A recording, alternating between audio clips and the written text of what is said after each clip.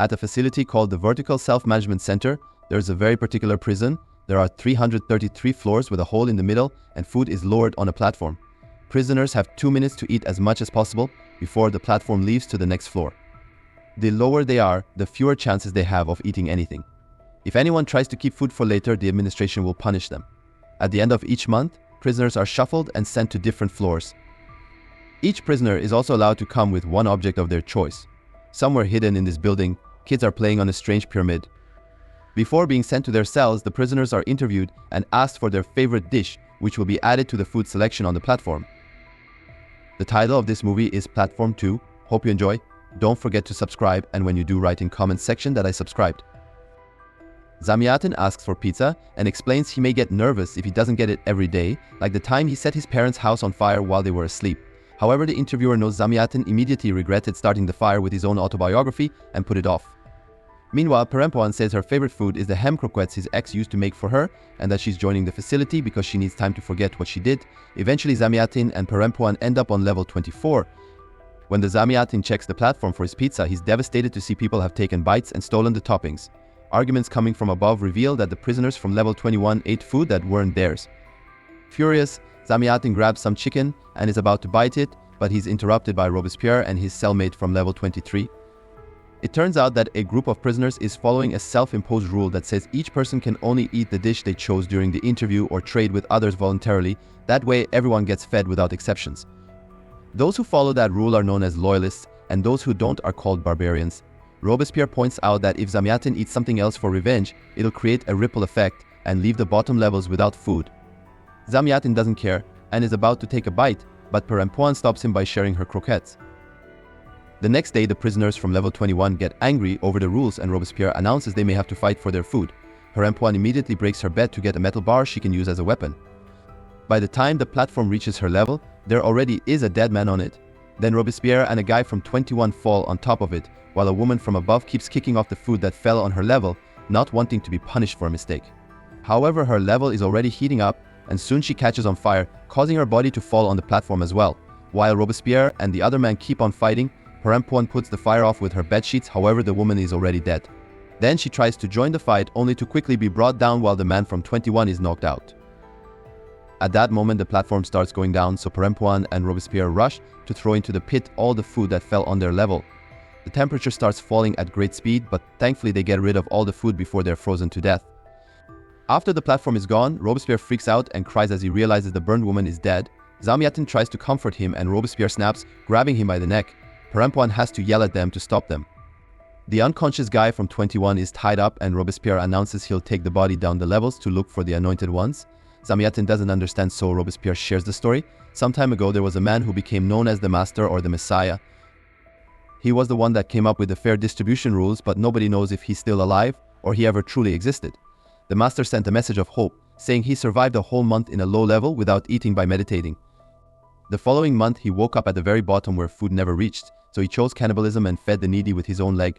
Those who ate the Master's flesh are the anointed ones, and since then they've spread the Master's message of solidarity. Zamyatin doesn't believe the story and yells that he hasn't eaten in 2 days before the lights go out. Robespierre ignores the mocking and throws the burned woman's body into the pit. As it falls, it hits the edges of the different levels and the body starts breaking. Eventually, all the pieces land on the bottom, where cannibals grab them to feed. The next day, the platform brings the pizza Zamyatin wanted, and he finally gets to eat. Robespierre eats his dish and throws the food of dead prisoners in the toilet. He explains that arbitrary leftover distribution only favors a small few and would only cause more fights and violence. Then Robespierre assigns a few dishes for Zamyatin and Perempuan to protect before leaving on the platform with the prisoner. Days start to pass, and Zamyatin and Perempuan eat their own dishes. They throw away the leftovers to avoid trouble, but when nobody is looking, Zamyatin eats a bit as well. Each day the duo grows closer and they start helping each other with intimate things like grooming and sharing their food. To keep herself busy, Perempuan doodles on the wall by scratching it with razors. On the last day of the month, Perempuan invites Zamyatin to draw something on the wall too. However, he says he's more of a science guy and dedicated most of his life to study math. Zamyatin writes an equation on the wall and explains it made him quit because the solution is an imaginary number. He'd concluded that if they accepted something without a physical reality as a correct solution, then he couldn't trust math again. That day he left his job at the university, his research, and abandoned his family to go back to his parents' house. Later that night, they hear that the food reached level 175, which never happened before. Everyone starts celebrating and Perempuan asks Zamyatin to dance with her. After some hesitation, he agrees and they have fun together. The next day, Zamyatin and Perempuan are horrified to wake up on level 180. When the platform arrives, it has no food at all. Days pass and the duo has to suffer through their hunger. Once again, Perempuan draws on the walls to keep herself distracted.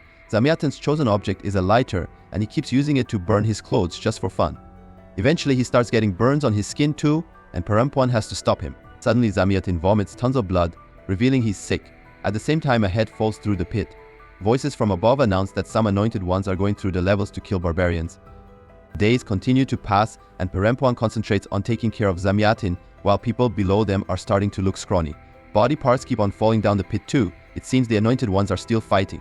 Messages come from above saying they're getting closer, and there's a list of barbarians they want to catch, including a fat man from 24 who ate food belonging to the dead. To protect her partner, Perempuan says they used to be in level 74. That night, Zamyatin thinks about the interview. He tried to say he came to the facility because people were afraid of him, but the interviewer knew the truth. Zamyatin dropped out of school at 16, all his business ideas failed, his wife and kids kicked him out, and even his parents got tired of him. They sent him to the facility so he could get some discipline. Deciding he has nothing left to live for and that Perempuan shouldn't be punished for protecting him, Zamyatin uses his lighter to self-delete. Perempuan cries as she watches his body fall into the pit. People in the lower floors try to catch him hoping for meat, but the flames almost hurt them too, so they let go. The body lands at the bottom and the cannibals wait for the fire to go out before eating. At the beginning of the new month, Perempuan wakes up on level 51 with Natalia, who chose plums as her food and a pillow as her object. She's also missing an arm. When the platform comes, the plums are missing, but Perempuan convinces Natalia to follow the rules. At night, Perempuan hallucinates Zamyatin in the room with her. Sometime later, a head falls down the pit, and the women learn that an anointed one known as Dagan Babi is killing barbarians all over the place.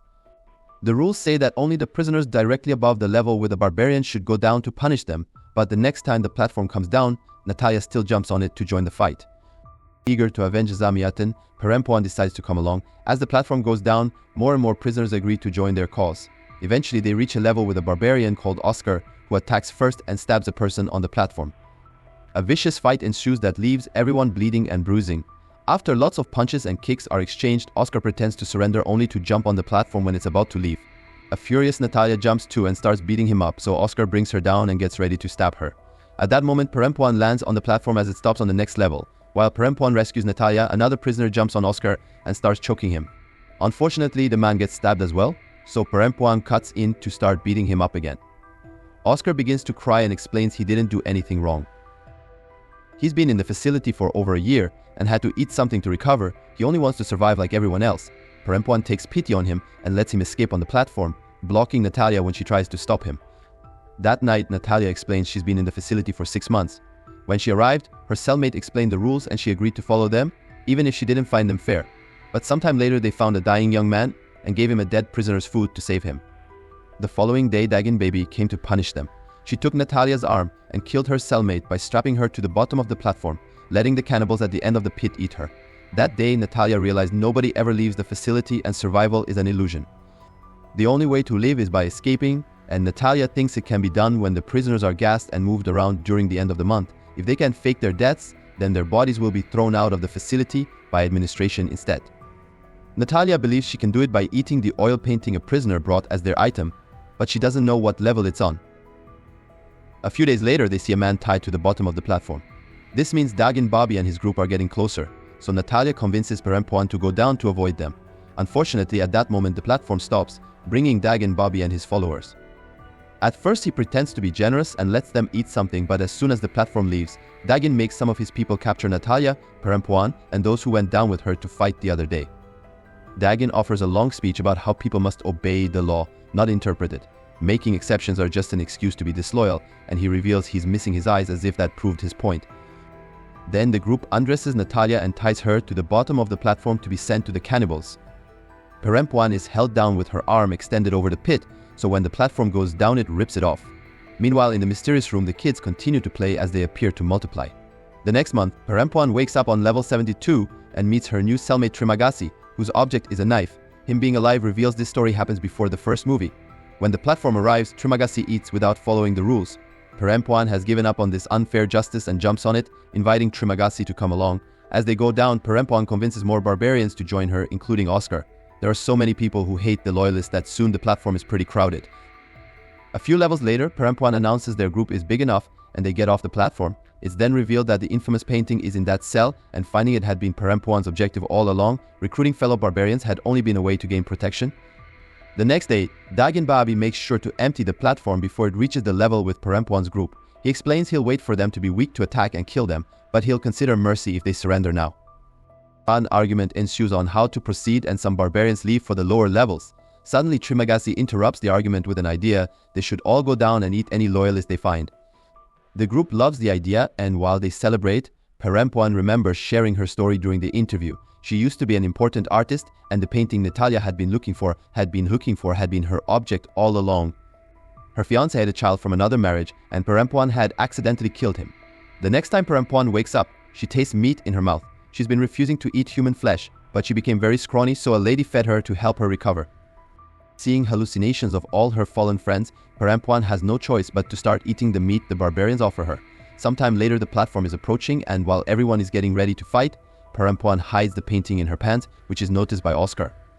The platform arrives with a bunch of mattresses that suddenly fall, revealing Dagenbabi and his group of loyalists, who immediately attack. A vicious fight begins and both sides start killing opponents without mercy, covering the entire place in blood. It becomes difficult to see who is who, and Trimagasi accidentally stabs a woman he had a crush on. Traumatized, he decides to stop fighting and hides under the bed. Meanwhile, Oscar sits on top of Perempuan and starts choking her. Trimagasi notices this and hands her his knife, which she uses to stab Oscar. He dies after asking why the painting was so important. Then she moves to hide with Trimagasi and cries while the prisoners continue to kill each other. Even Dagenbabi goes down, and in the end, nobody is left alive except for Trimagasi and Perempuan. When the platform goes down, the bodies start falling into the pit. Perempuan comes out and notices Dagenbabi is still breathing, but she decides not to kill him so he can suffer until the end. Afterward, Perempuan throws all the remaining bodies down the pit, leaving a now dead Dagen for last. She tells Trimagasi she's leaving and asks him to come along, but he decides to stay, saying this was the best month of his life. Then Perempuan starts eating her oil painting and passes out with foam in her mouth right before the gas fills the cell. In the mysterious room, a whole pile of children are struggling to climb up until a boy makes it to the top. At that moment, a light shines on him and two adults from administration arrive to take him away. When Perempuan wakes up, she's tied to a pile of dead bodies being moved by facility workers, meaning Natalia's plan worked. The pile is pushed through the pit and Perempuan gets to see how the workers clean the cells and rearrange the sleeping prisoners using low gravity. When the workers leave the pile at the end of the pit, Perempuan has a devastating realization: this isn't the exit, this is level 333. She immediately wriggles free from the rope and hides under a bed while watching the men bring in the chosen kid. The boy is left on another bed and the pile of bodies is pushed through a hole into a secret level lower under 333. Still feeling guilty for killing her fiancé's kid, Perempuan decides to cleanse her consciousness by saving this one. She makes a jump to reach the other bed, only to accidentally hit her head.